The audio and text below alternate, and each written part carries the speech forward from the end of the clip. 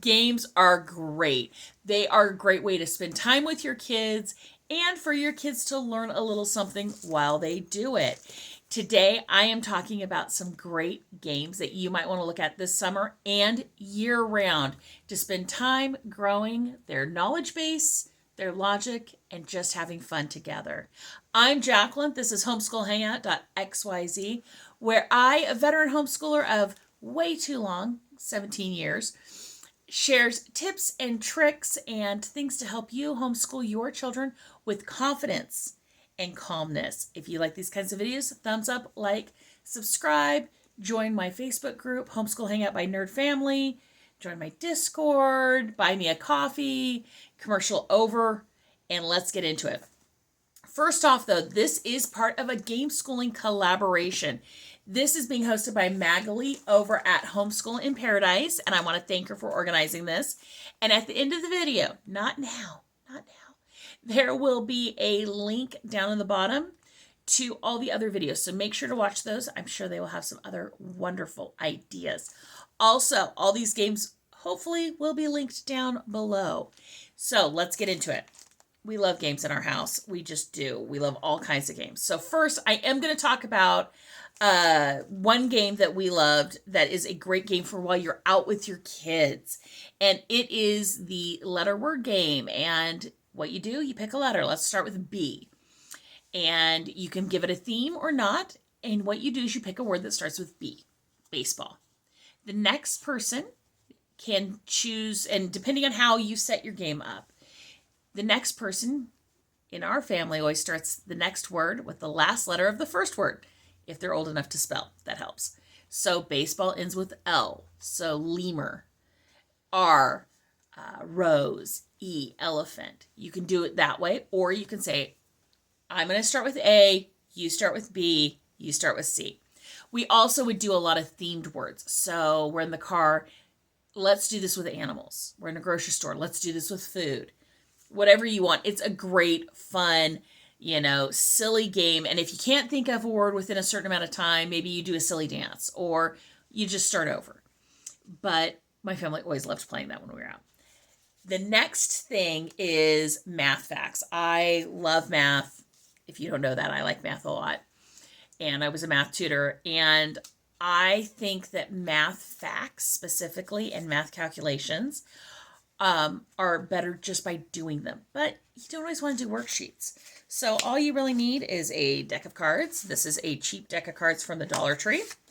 And I actually have over on one of my blogs, and I'll include a link, 10 different games you can play with a deck of cards. But things like war, where you put down 2 cards, and instead of the high number winning, whoever adds them together first, or subtracts them together, or multiplies, or divides. Lots of different things where you deal out cards and you make number sentences. Different stuff like that. Fun, simple things. Do not underestimate the greatness of a deck of cards. And you can check out my link down below. I will have it linked to that. But we loved doing that when they were younger. It was fun. It was easy. It didn't take a lot of planning. And it's great for on the go, like trips and going to the park and things like that.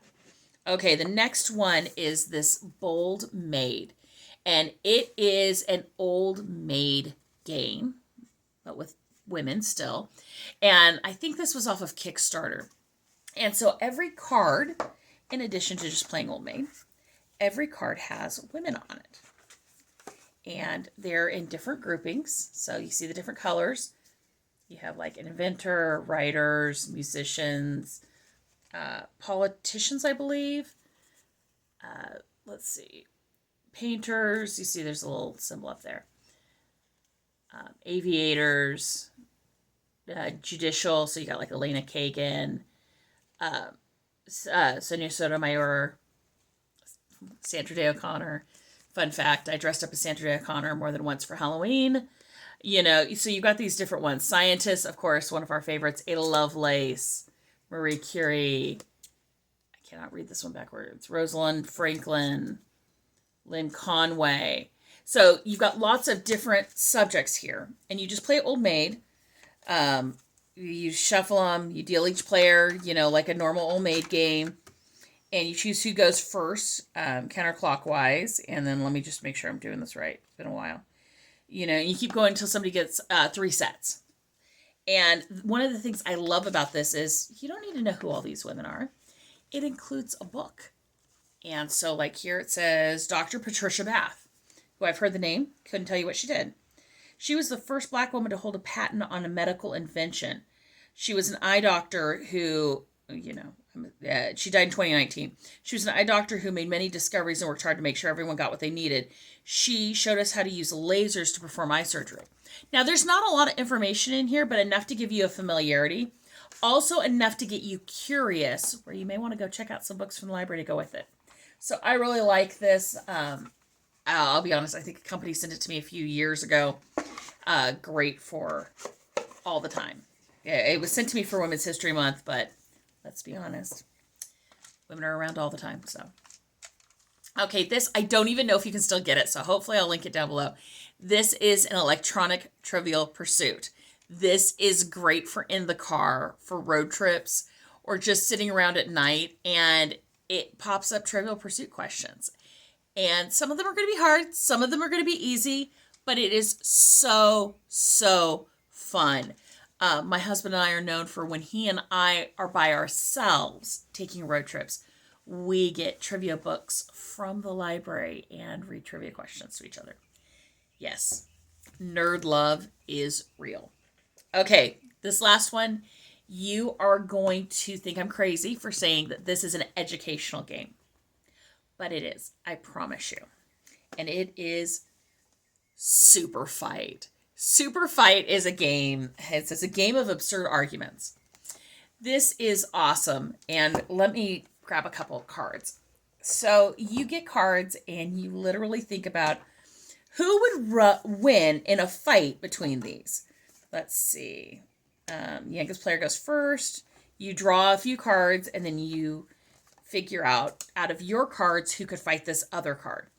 So I'm going to use, let's see, I don't really love any of these. Okay, so I pulled 3 cards, and my 3 cards are Martha Stewart, High School Marching Band, and Billionaire Playboy. Well, let's say if the High School Marching Band and Martha Stewart had to fight each other. Who would win and why?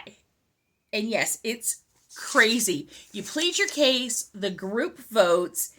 It is so ridiculous and so fun. And I know you're going, ridiculous doesn't sound educational.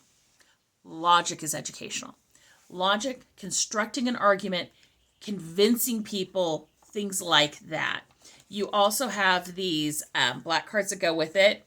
And it relies on heat vision to see. So you'll get some of these cards that are the people, and some of these cards which are their special powers. And let's see, just to give you some silliness, driving a tank is a superpower apparently, or their power. In a blimp, has one tiny baby arm, so not a superpower, but is a definite characteristic you got to take into effect. Trapped in a potato sack, shoots blinding lights from their hands, and you construct your argument based on these. I know, it seems all silly and no learning, but I did Odyssey of the Mind, and my husband did it, I think, when it was called Olympics of the Mind. And that's a circumstance in which they have an entire creative side.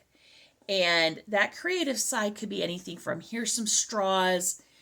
You have 5 minutes to build the highest structure you can, which was also literally something given to my children in Lego robotics to do as half of the competition. But in Odyssey of the Mind, you could also get, name things for me that are green. And the more creative your answer is, the more points you would get. So you could have just like a regular one, grass. The Green Bay Packers might be considered more unique. And so these types of things are actual things they do in school that are academic, that are thoughtful, and that really teach you how to think in different ways and different forms, making it better for you when you approach your schoolwork, when you approach dealing with problems, when you approach things you don't know how to do. And so, yeah, so here are just a handful of great, fun, not super hard games that you can be playing with your kids, or they can just play with each other, that'll help them learn and enjoy learning. If you like these videos, thumbs up, like, subscribe. If I didn't mention your favorite one, do me a favor, leave me your favorite game to play with your kids or play when you were a kid. And I will talk to you all later. Bye.